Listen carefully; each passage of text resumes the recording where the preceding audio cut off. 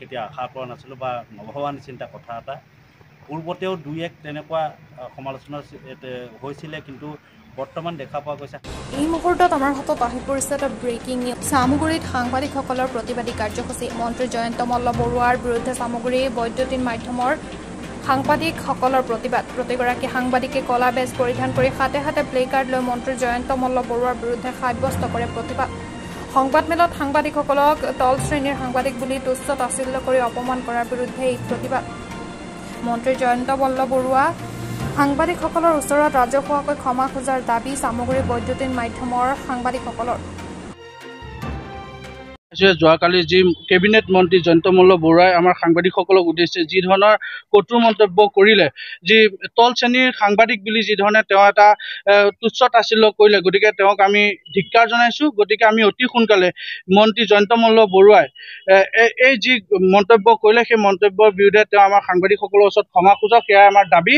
আৰু বিশেষকৈ ক'ব লাগিব যে তেওঁ যিহেতু তাত সেই লোকসেৱা ভৱনত যিহেতু তেওঁ যি সংবাদমেল দিছিলে, তেওঁ নিজে সাংবাদিকসকলক মাতি নিছিলে। তেওঁ ইতিমধ্যে কৈছে যে এখন আমাৰ স্বামী স্ত্ৰীৰ এখন সংবাদমেল আমি আয়োজন কৰিছিলোঁ। গতিকে তেওঁ স্বামী হিচাপে তেওঁ লোকসেৱা ভৱনত, যিহেতু এইটো এটা চৰকাৰী এটা ভৱন, সেই লোকসেৱা ভৱনত যে তেওঁ পৰিয়ালকেন্দ্ৰিক যি সংবাদমেল তেওঁ যিহেতু নিজে মাতি নিছে, আৰু মাতি নিয়াৰ পিছত তেওঁ সেই সাংবাদিকসকলক যি ধৰণে তেওঁ তুচ্ছ তাচ্ছিল্য কৰিলে, এয়া একেবাৰে গ্ৰহণযোগ্য নহয়। গতিকে আমি তীব্ৰ ভাষাৰে তেওঁক গৰিহণা দিছোঁ, আৰু আমি সমূহ সাংবাদিকসকলৰ ওচৰত যাতে তেওঁ ক্ষমা খোজে, সেয়া আমি সামগ্ৰিক বৈদ্যুতিক মাধ্যম ফালৰ পৰা আমি দাবী জনাইছোঁ।